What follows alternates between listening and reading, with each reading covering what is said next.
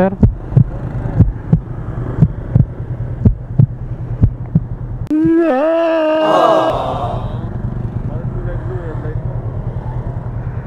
Sir? Merong license? Ako sir?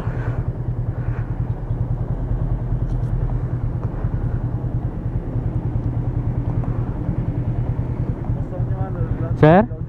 Sir? Lahat ng ilaw buksan. Yan lang naman sir. Eh lahat, ang dami. Isa, dami. Yan. Nagbiyahe kasi ako sa province sir eh. Ha? Nagbiyahe ako sa Cavite. Kaya buksan mo lang, ilaw buksan mo lang. Oo sir, ito. Tapos meron ng lisensya sa Cavite.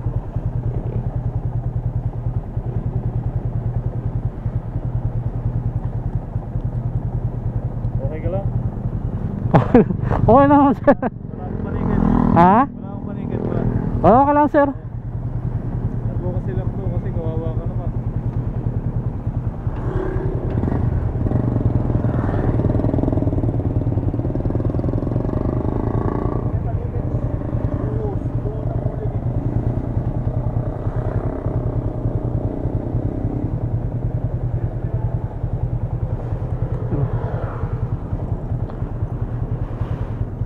Ganito lang kayo sir. Taga dito lang sir. Okay. Sa'yo naman yung motor. Sir? Sa'yo yung motor. Sa akin po sir. Thank you sir. 2020.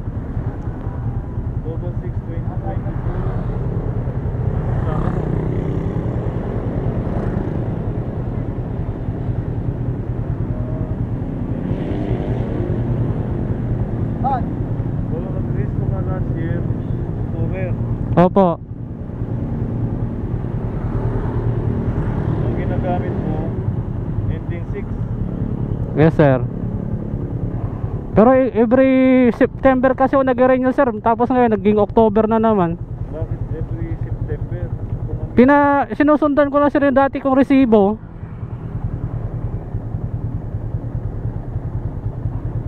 kasi ito ang ginamit mo. Wala pa kasing plaka sir eh. Ending 6. Hindi, wala. Problema sa plaka, kaya lang dapat susundin mo. Ito yung nasa likuran. Ginamit mo. So since nagbayad ka ng October 6, due to registration ka na. Ano na ngayon sir? October na sir. October Opo. 11, 12. 12. Lalabas niyan, expired yung rehistro mo. May knowledge ka ba kung magkano penalty? Hindi ko alam sir eh. Kasi, opo sir, kasi ito yung sinusundan ko dati kasi yung OR. Sinusundan mo to, kaya lang sir, kung ikaw ay halimbawa October 6 nag-rehistro, susundin mo yan, expired na. Nagpas na. Kung lalo na kung susundin mo yung plaka, June yan. Di ba? Oo sir, kaso wala, nag-iipon pa kasi ako sir. Kung magkano penalty niyan. Nag-aantay kasi ako ng sweldo ko sir eh. Baka ito nga ang sweldohan katapusan sir, mag-renew ako. Pero alam mo kung magkano penalty niyan. Halimbawa, titikitan kita ngayon. Alam ko sir, mga 5 eh. Ha? 5. 10 sir. Opo. Ito ang 5. Kulay asul yung ilaw mo. Di Kenzie agad. Wag naman sir. Hindi kita tinitikitan. Opo. I-inform lang kita kasi ito advocacy lang ito ha. Opo. Pero ito bawal. Yes sir. Opo. Ha? Pwede kong i-impound ka ito eh. Yes sir. Hindi nakarehistro. Bawal yung ilaw. May lisensya ka naman. Kaya lang expired yung rehistro mo. Bali ngayon talaga sir, mag-renew talaga ang October sir eh. Kaso wala pa talaga ang budget. Drive lang ng drive. Alamin niyo yung mga batas. Yes sir, alam ko sir. Ha?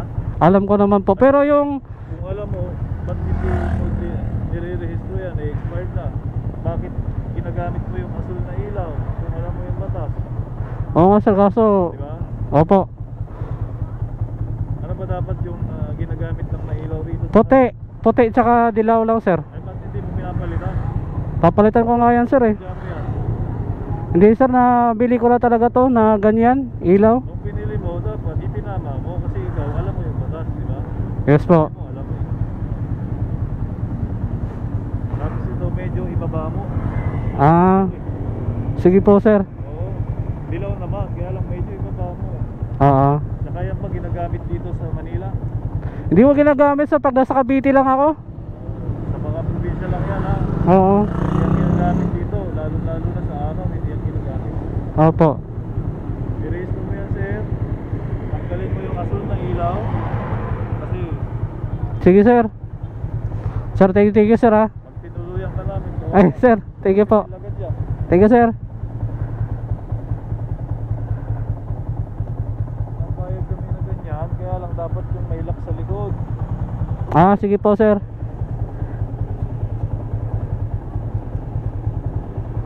baka nabayad na. Sige sir.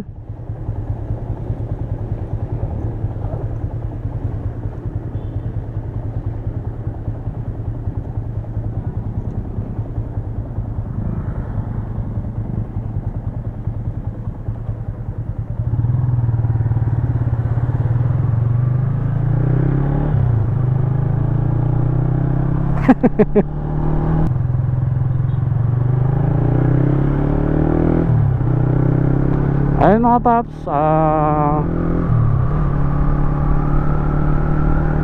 well, kasalanan ko naman talaga yung dilaw. Kasalanan ko talaga yung paglalagay ng ilaw dito sa harapan. Kulay blue.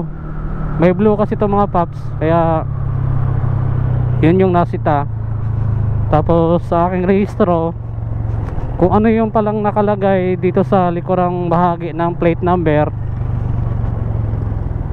doon ka, kunwari nag-end ka ng 6, katulad sa akin mga paps, pinakadulo niyang number sa babad ng kanan 6. So June pa lang, January, February, March, April, May, June, renew ka na mga paps ng rehistro mo.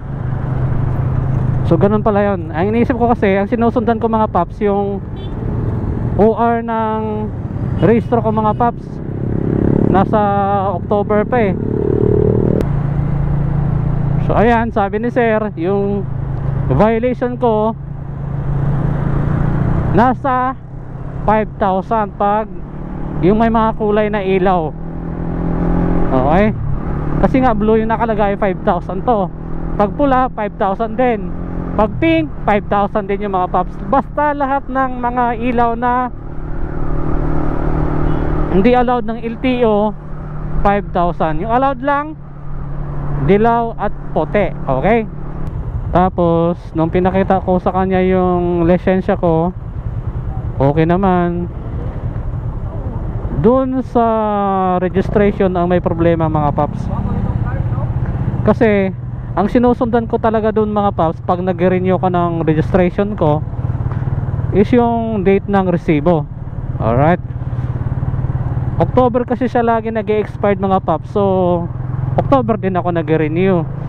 So nung tinignan niya yung plate number ko mga paps, nag-e-end siya ng 6. So ibig sabihin June pa lang dapat nag-renew na ako. So mali yung pagkakaintindi ko mga paps, na doon sa resibo tayo mag-base. Doon pala dapat sa pinaka last ending number, last digit ng plate number ninyo. Hindi ko lang alam sa mga bago mga paps kung saan mag-base. Pero kasi sa akin, nasa yung pinaka ending ko ay mga paps 6. So ibig sabihin June, January, February, March, April, May, June na tayo mag-renew sa sunod. Okay? So yun mga paps, lesson learned. Kung magkakabit talaga yun ng ganito mga paps, maghanda na kayo ng 5K. Ayan, 5K mga lodi, yung multa ng ganitong ilaw. So kung gusto nyo talaga, di mapigilan, hindi mapakali, handa kayo ng 5K mga paps. Ayan, pantubos ng motor nyo, pantubos ng lisensya nyo mga paps, 5,000. So thank you na rin, kasi sinirmunan lang tayo ni Sir LTO ng Arco South FTI na bawal yung ganitong ilaw, blue, red, pink, maliban sa dilaw at puti. Okay? See you lang mga paps. This is Papa Dan. Ride safe and God bless. Alright.